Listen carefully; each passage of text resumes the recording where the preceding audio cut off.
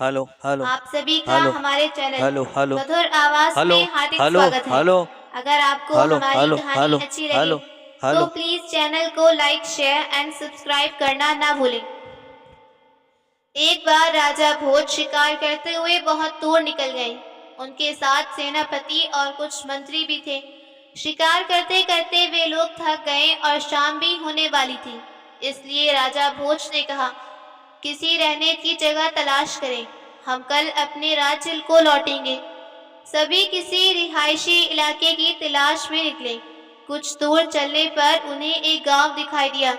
गांव को देखकर सभी को खुशी और राहत मिली। चलो, अच्छा हुआ कि रात बिताने के लिए गांव मिल गया। जब सभी गांव में पहुंचे तो अंधेरा होने को था। इतने लोगों का अस्त्र शस्त्र के साथ गांव में आता देख गांव वाले भयभीत हो गए। पर जब उन्हें पता चला कि ये राजा भोज हैं, तो चारों ओर हरोसर का वातावरण बन गया। गांव का मुखिया गांव के लोगों के साथ उनके स्वागत के लिए दौड़ता हुआ आया।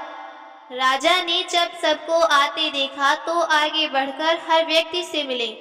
भोज की इसी खूबी के कारण लोग उन्हें पसंद करते थे। आदर के साथ मुखिया भोज को अपने घर ले गया, सभी के कहने की व्यवस्था की और अपने घर पर भोजन बनवाया। जब सभी ने भोजन कर लिया तो राजा भोज बाहर आकर बैठ गए। वे बाहर बैठकर सबसे बात कर रहे थे। तभी उनमें से एक ब्राह्मण आगे आकर बोला, हे प्रभु, यदि आपकी आज्ञा हो तो मैं अपने घर जाऊं। मेरी पत्नी को संतान होने वाली है।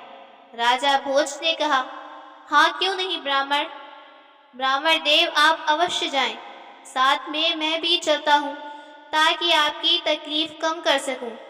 ब्राह्मण जानता था कि राजा अगर एक बार जिद कर ले तो वो करके ही मानते हैं। ब्राह्मण ने उन्हें अपने साथ ले लिया। बाकी लोगों को आराम करने को कहकर वे ब्राह्मण के साथ चले गए। जब वे ब्राह्मण के घर पहुंचे तो उन्हें पता चला कि ब्राह्मण की पत्नी को संतान हो चुकी है और वो भी एक पुत्र। ब्राह्मण बहुत खुश हुआ और बोला, राजन, ये आपके चरण कमलों के मेरे घर में पधारने से हुआ। राजा भोज बोले, हे ब्राह्मण, ये सब तुम्हारे कर्मों का फल है। आज रात मैं तुम्हारे इस पुत्र के आसपास रहूंगा और देखूंगा कि विधि इसके भाग्य में क्या लिखती है। उन्होंने अपनी चारपाई मुख्य दरवाजे के पास डाली। ब्राह्मण ने भी अपनी चारपाई उन्हीं के पास बिछा ली। कुछ देर वे आपस में बात करते रहे। फिर ब्राह्मण सो गया। राजा भोज को नींद आ रही थी। वे तो विधि की प्रतीक्षा में थे। सुबह 6 बजे विधि आ पहुंची उस भाग्य बच्चे का भाग्य लिखने। राजा भोज ने उस समय उनसे कुछ नहीं कहा।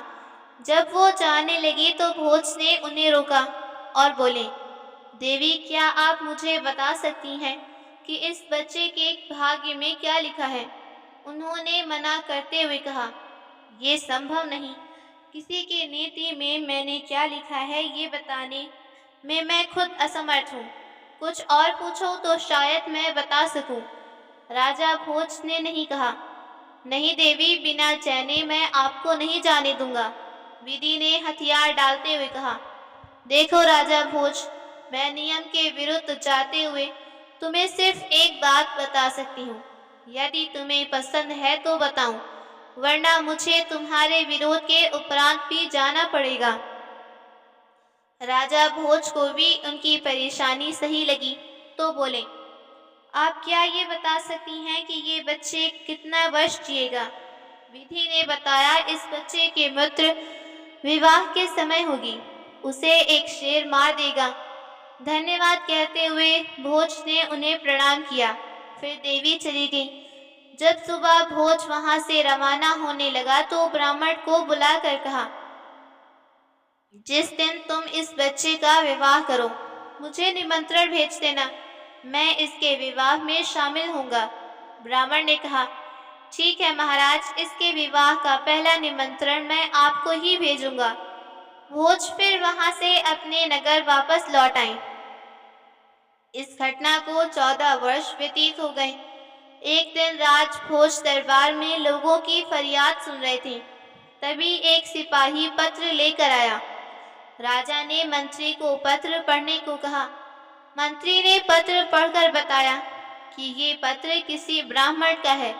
उसने अपने पुत्र के विवाह पर आपको आमंत्रित किया है। राजा भोज को याद आ गई वो 14 साल पुरानी घटना, जिसमें उन्होंने स्वयं ही ब्राह्मण को निमंत्रण भेजने को कहा था। उन्होंने तुरंत सेनापति को आदेश दिया कि वे उस ब्राह्मण के घर जाने की तैयारी करें। अगले दिन प्रातःकाल राजा उस गांव के लिए निकल पड़े। शाम तक राजा उस ब्राह्मण के घर पहुंच गए। ब्राह्मण ने राजा का स्वागत किया। राजा ने सेनापति को एकांत में बुलाकर आदेश दिया कि ब्राह्मण के घर के चारों ओर अपने आदमी सादे भेष में तैनात कर दो। कोई चिड़िया भी भीतर प्रवेश न कर सके, लेकिन इस बात का ध्यान रहे कि किसी को ये ना पता चले कि हम ऐसा कर रहे हैं। महाराज, क्या मैं जान सकता हूँ कि किस प्रकार की समस्या आने वाली है? अभी तुम थोड़ा धीरज रखो, मैं शीघ्र ही तुम्हें अपनी बात बता दूंगा। सेनापति अपने कार्य में मुस्तैद हो गया। बारात रवाना होने की थी। अभी तक कोई दुर्घटना नहीं हुई। राजा ने मन में ठान लिया कि वे नियति को बदल कर ही मानेंगे। बारात रवाना हो गई। दूल्हा पालकी में बैठ गया। सेनापति और राजा अपने अपने घोड़े पर सवार होकर पालकी के साथ चल रहे थे। अचानक पालकी से दूल्हे की चिल्लाने की आवाज आने लगी। राजा ने कहारों से पालकी नीचे रखने को कहा। जैसे ही पालकी रखी गई, राजा स्वयं भागकर पालकी के पास गए। पर्दा उठाकर देखा तो पाया दूल्हा बेहोश था। भीतर कुछ भी नहीं था। राजा सोचने लगे कि आखिर हुआ क्या, जिसके कारण दूल्हा मूर्छित हो गया। तुरंत वैद्य को ढूंढा गया। वो जल्दी ही मिला, क्योंकि वो भी बारात में शामिल था। वैद्य ने दूल्हे की जांच की। वो चौंक उठे जब उन्हें दूल्हा मृत मिला। उन्होंने राजा से कहा, दूल्हे की मृत्यु हो चुकी है। राजा हैरान हो गए। आखिर जब इसकी मौत शेर के कारण होनी थी तो ये पालकी में बैठा बैठा कैसे मर गया? उन्होंने दोबारा पालकी का निरीक्षण किया तो पाया पालकी में पर्दे के पीछे एक शेर का चित्र था। राजा को विश्वास हो गया कि यही शेर इसकी मृत्यु का कारण बना है, मतलब नीति की विजय हो गई। पर राजा अपने विषय निश्चय पर अडिग थे।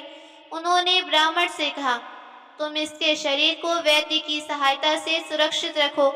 मैं शीघ्र इसके सही होने का उपाय करता हूँ। और कोई ये बात कहता तो लोग विरोध करते, पर ये बात स्वयं राजा भोज ने कही तो वो झूठी होने की संभावना ना के बराबर थी।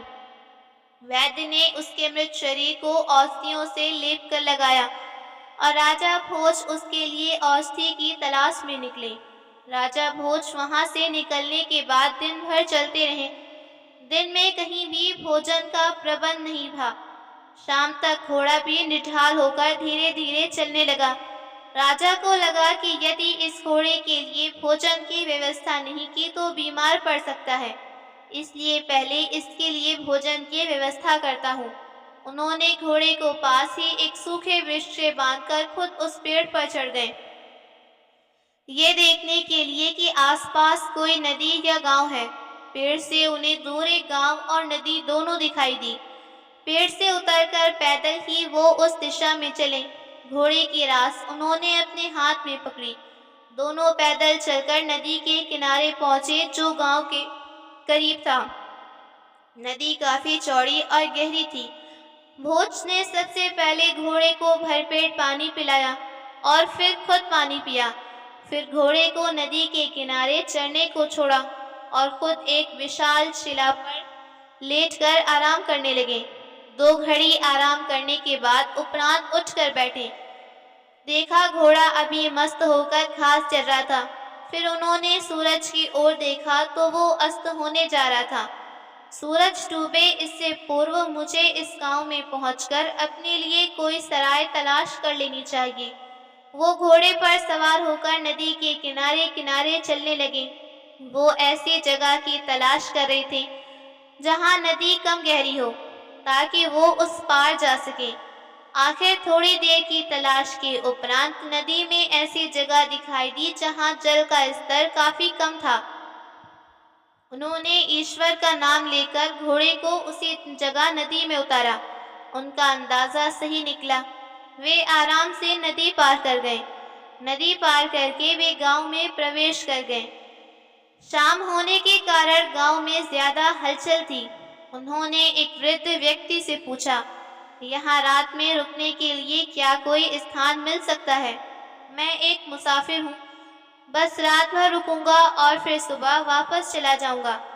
वृद्ध ने बताया, इस गांव में एक सराय है, पर वो अभी कुछ दिनों से बंद है। भोज ने अनुरोध करते हुए कहा, आप कोई और जगह बताओ, मुझे तो बस रात भर रुकना है। वृद्ध कुछ देर सोचता रहा, फिर उसने भोज से कहा, प्रबंध तो हो जाएगा बेटे, पर मुझे उनसे बात करनी होगी। चलो तुम मेरे साथ कोशिश करके देखते हैं। वो भोज को लेकर एक मकान पर पहुंचा, जहां एक वृद्धा बाहर चारपाई पर बैठी अपने नाती को कोई कहानी सुना रही थी। वृद्ध ने वृद्धा को नमस्कार करके पूछा कि क्या ये मुसाफिर एक रात भर रहने का आसरा दे सकती हैं। वृद्धा ने भोज को देखते हुए पूछा, कौन है ये व्यक्ति? वृद्ध ने भोज की ओर इशारा कर दिया, यही है, बस रात भर रहेंगे, सुबह ये अपने रास्ते चले जाएंगे। वृद्धा थोड़ा लालची प्रवृत्ति की थी, इसलिए बोली, कितना भाड़ा दे सकते हैं ये? भोज ने आदर से कहा, माँ आप जितना कहेंगी उतना मैं दे दूंगा, बस रात भर रहने दो। ठीक है, तो रात भर रहने का एक आना लूंगी, सोच लो। उस वृद्ध ने कहा, क्या तुम ज्यादा नहीं मांग रही हो बहन? राजा भोज ने कहा, मुझे मंजूर है बाबा, मैं इन्हें एक आना दे दूंगा। भोज ने उस वृद्ध से कहा, लेकिन ये सही नहीं है बेटा। वृद्ध ने पुनः अपनी बात दोहराई। भोज ने कहा, कोई बात नहीं काका, इन्हें भी पैसे की जरूरत है, इसलिए कोई ज्यादा नहीं है। उस वृद्ध ने भोज की बात को समझते हुए कहा, ठीक बात कह रहे हो बेटे। उसी समय भोज ने एक आना निकालकर उस वृद्धा की हथेली पर रखा। पैसा मिलते ही वृद्धा बहुत खुश हो गई और बोली, आओ मेरे साथ, मैं तुम्हारे सोने का प्रबंध कर देती हूँ। वो भोज को एक कमरे में लेकर गई। वहाँ एक चारपाई बिछी थी। बोली, ये तुम्हारे सोने के लिए। भोज आराम से उस बिस्तर पर जाकर लेट गए। वृद्धा जब जाने लगी तो रुककर भोज से बोली, देखो युवक, तुम किसी अच्छे और बड़े परिवार के दिखाई पड़ते हो। यहाँ तुम्हारे मुताबिक सुविधाएं मिलना मुश्किल है। तुम प्रतीक्षा करो, हमारे घर जो भी व्यंजन बना होगा वो मैं शीघ्र तुम्हारे लिए लेकर आती हूँ। भोज उस वृद्धा की स्पष्टवादिता से बहुत ही प्रसन्न हुए और बोले, माई मुझे बहुत ही तेज भूख लगी है, अतः जो भी जितना भी जल्दी मिल जाए तो मेरे लिए सही रहेगा। बुढ़िया बोली, ठीक है पुत्र, मैं शीघ्र ही उपलब्ध कराने का प्रयास करती हूँ। फिर वो वहाँ से चली गई। मुश्किल से कुछ समय बाद वो फिर आई। इस बार उसके साथ उसका नाती था। दोनों ने अपने हाथ में पर्याप्त भोजन सामग्री और जल से भरी बाल्टी लेकर केले के पत्तों पर भोजन परोस दिया। दाल चावल सब्जी और रोटी जो उनके पास मौजूद था वो लाकर भोज के सामने परोस दिया। भूख तीव्र होने के कारण भोज ने भी शीघ्रता का परिचय किया। जल्दी जल्दी भोजन करने के उपरांत भोज ने उस वृद्धा को धन्यवाद कहा। बुढ़िया ने सारे बर्तन समेटे और फिर वहां से चली गई। खाना खाती ही भोज को गहरी नींद आ गई। रात को 12 बजे अचानक भोज की आंख खुल गई। उन्होंने बाहर किसी स्त्री के रोने की आवाज सुनी। उन्हें प्रतीत हुआ जैसे कोई स्त्री करुण स्वर में विलाप कर रही थी। बहुत जल्दी से अपने बिस्तर से उठकर खड़े हो गए और फिर अपने कमरे का दरवाज़ा खोलकर बाहर आए।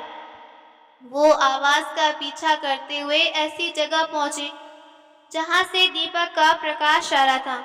उन्होंने भीतर झाँक कर देखा। अंदर एक युवा औरत और वृद्धा आपस में बातें करते हुए रो रही थी। राजा से रहा नहीं गया। वो भीतर उनके करीब चले गए। राजा को देखते ही दोनों स्त्रियां खड़ी हो गईं। युवा स्त्री ने राजा के सामने एक लंबा घूंघट निकाला। राजा भोज ने वृद्धा को पहचाना। ये वही वृद्धा थी जिसने भोजन करवाया। भोज ने उनसे पूछा, आखिर ऐसी क्या पीड़ा है जिसके कारण तुम इतनी रात में करुण क्रदन कर रही हो? आप आराम करिए, ये हमारा निजी मामला है, इसलिए आप जानकर क्या करोगे? देखो अम्मा, आपकी बात सही है। मैं मुसाफिर हूँ, पर हूँ तो एक आदमी ही ना। मैं आपकी पीड़ा से अछूता नहीं रह पा रहा, इसलिए आप लोगों से अनुरोध है कि मुझे अपनी तकलीफ से वाकिफ कराएं। हो सकता है मैं आपकी समस्या का कोई समाधान निकालने में कामयाब हो जाऊं। वृद्धा ने सोचा कि जब ये युवक हमारे साथ इतनी आत्मीयता जता रहा है, तो क्यों ना हम इसे अपनी समस्या से अवगत करा दें। वृद्धा ने पास रखी चारपाई पर भोज को बैठने को कहा। फिर बोली, बेटा, तुम्हारी जितनी उम्र का हमारा लड़का स्वर्ण नगरी राज्य में कमाने के लिए गया था। आज 3 वर्ष हो गए, पर वो वापस लौट कर नहीं आया। हम दोनों उसी को याद करके दुखी होती हैं। भोज ने कहा, अम्मा तुम चिंता मत करो, मैं कल यहाँ से उसी प्रदेश को जा रहा हूँ। वहाँ पहुँचकर तुम्हारे लड़के की तलाश करूँगा। जैसे ही वो मिल जाएगा, मैं उसे वापस भेज दूँगा। भोज के आश्वासन से वृद्धा बहुत खुश हो गई। उसने भोज को हजारों आशीषों से नवाजा। उसके आशीर्वाद से भोज भाव विभोर हो उठे। सुबह भोज जब रवाना होने लगे तो वृद्धा ने जबरदस्ती रात के लिए भोजन बांध दिया। भोज उसके इस प्रेम से बहुत ही प्रसन्न हो गए। फिर पैरों को स्पर्श करके आगे के लिए रवाना हो गए। राजा भोज वहां से रवाना होकर आगे बढ़ गए। दोपहर तक वो ऐसे राज्य में पहुंच गए जिसका राजा बहुत ही दानी था। वहां लोगों से पता चला कि राजा रोज एक मण सोना गरीबों को दान करता है। उसके दान की चर्चा चारों ओर फैली थी। राजा भोज के हृदय में उस राजा के प्रति बहुत आदर पैदा हुआ। उन्होंने उस राजा से मिलने की सोची। तभी उन्हें वृद्धा के बेटे की याद आई और बोले, मुझे पहले उस वृद्ध माँ की समस्या का निदान करना है, उसके उपरांत ही मैं राजा से मिलूंगा। वो लोगों से पूछते पूछते उस वृद्धा के पुत्र तक पहुँचे। उन्होंने उस वृद्धा के पुत्र को बताया कि वे उनसे घर से होकर आया है। उसके परिवार के सदस्य दुखी हैं। एक बार जाकर उनसे मिल ले ताकि वो शांति हो सके। भोज की बात सुनकर वो दुखी होकर बोला, मित्र, मैं जाने की काफी दिनों से सोच रहा था, पर राजा जाने नहीं दे रहा। कहता है पहले अपने जैसा कोई विश्वास पात्र व्यक्ति लाकर दो, फिर घर जाओ। अब तुम ही बताओ कि मैं ऐसा व्यक्ति कहाँ से ढूंढ कर लाऊं। तभी राजा भोज ने उससे कहा, मैं तुम्हारी जगह राजा की देखभाल करूंगा। उसे भोज की बात उचित लगी। चलो एक बार राजा से मिलवाता हूँ। वो भोज को लेकर राजा के पास पहुंचा। उसने भोज की ओर इशारा करके बताया, ये मेरा भाई है, गांव से आया है, मेरी जगह ये काम करेगा। मैं गांव जाऊंगा। राजा को क्या तकलीफ होनी थी, उसने उसे जाने दिया। ये व्यक्ति गांव चला गया। अब उसके स्थान पर राजा भोज काम करने लगे। वो रोज देखते कि राजा रात में 3 बजे उठकर कहीं जाता है, फिर सुबह 6 बजे वापस आता है। उस समय उसके हाथ में एक गच्छी रहती है। सुबह स्नान और पूजा के बाद वो एक मण स्वर्ण दान करता है। ये उसका नित्य का नियम था। भोज ने मंत्रियों वगैरह से बात करके पता किया कि आखिर राजा इतना सोना कहाँ से दान करता है। मंत्रियों ने बताया कि ये दान राजा राज्य के खजाने से नहीं देता, अपितु वो कहीं और से लेकर आता है। लेकिन कहाँ से, आज तक किसी को नहीं पता। भोज ने मन में विचार किया कि आज वो राजा पर नजर रखेगा, देखते हैं कि वो स्वर्ण कहाँ से लाता है। अगले दिन जब राजा 3 बजे उठकर जाने लगा तो भोज उसके पीछे चल पड़ा। राजा एक भैरवी के मंदिर के पास पहुंचा जो घने जंगल में था। भोज मंदिर के अंधेरे कोने में छुपकर बैठ गया। जहां वे छुपे थे वहां से सब कुछ दिखाई पड़ रहा था। थोड़ी देर बाद भोज ने देखा कि मूर्ति से भैरवी प्रकट हुई और राजा को उठाकर तेल की कढ़ाई में डाल दिया। जब राजा का शरीर पक गया तो उस भैरवी ने उनका भोजन किया। फिर उसने राजा की हड्डियों को इकट्ठा किया और एक बोतल से कोई रसायन राजा की अस्थियों पर डाला। रसायन ने जैसे ही राजा की अस्थियों को स्पर्श किया, वो पुनर्जीवित हो उठा। देवी ने अपने पास रखी एक झोली से एक मण स्वर्ण निकालकर राजा को दे दिया। राजा वो स्वर्ण लेकर अपने महल की ओर चल पड़ा। रास्ते में भोज सोचने लगा कि ये राजा कितना महान है। रोज अपने शरीर को जलाकर स्वर्ण लेता है और वो स्वर्ण रोज प्रातः दान कर देता है। मुझे इसकी समस्या का निदान करना होगा, वरना इसकी पीड़ा यूं ही चलती रहेगी। अगले दिन भोज ने राजा के भोजन में मादक औषधि मिला दी ताकि राजा गहरी नींद में सो जाए और सुबह उठ ना पाए। जब अगले दिन सुबह 3 बजे तो राजा नशे के प्रभाव के कारण उठ नहीं पाया। भोज ने राजा का भेष धारण किया और खुद चल पड़े उस भैरवी के पास। इस बार भोज ने अपने शरीर पर तरह तरह के मसाले लगाए। जब भैरवी ने उन्हें पका कर खाया तो मसालों के कारण बहुत अधिक स्वाद का एहसास हुआ। उसने जब रसायन को भोज की हड्डियों पर डाला तो वो जीवित हो उठा। हे राजन, आज तेरे शरीर के मांस में बहुत अधिक स्वाद था, इसलिए मैं तुझ पर बहुत प्रसन्न हूँ। तुझे जो मांगना है मांग ले। भोज बोले, हे भैरवी, मैं चाहता हूँ कि तुम मुझे वो अमृत वाला पात्र दो जिससे तुम राजा को रोज जीवित करती थी, और वो स्वर्ण वाली अक्षय दो जो तुम मंदिर छोड़कर चली जाओ, फिर कभी नहीं आना। अब देवी करती क्या, उसने वचन दिया था, इसलिए मानना जरूरी था। वो मंदिर छोड़कर चली गई। सुबह राजा की आँख खुली तो वो घबरा कर उठा। आज वो सोता रह गया। अब वो अपने नियमित धर्म का पालन कैसे करेगा। फिर वो मंदिर की ओर दौड़ा, पर मंदिर में देवी मौजूद नहीं थी। कैसे आज वो दान करेगा। वो महल तो वापस लौट आया पर बेचैन था। उनके पास भोज गए और बोले, राजन, आप कुछ चिंतित लग रहे हैं, क्या मैं जान सकता हूँ? क्या करोगे जानकर? राजाओं की चिंता का समाधान राजा कर सकता है। भोज ने कहा, फिर भी यदि आप मुझे बताएंगे तो मैं प्रयास करूंगा कि आपकी समस्या का निवारण हो जाए। क्या तुम राजा भोज हो? हाँ राजन, मैं भोज हूँ। भोज की बात सुनकर राजा आश्चर्य से उसकी ओर देखने लगा। ये सुनकर उनके पैरों में गिर पड़ा और बोला, राजन, आपने मेरा सेवक बनकर मेरी सेवा की, मैं पाप का भागी बन गया। भोज ने राजा को उठाकर सीने से लगाया। कोई बात नहीं, आप दुखी न हो, ये लो अक्षय थाली। अब आपको अपनी रोज रोज बलि नहीं देनी पड़ेगी।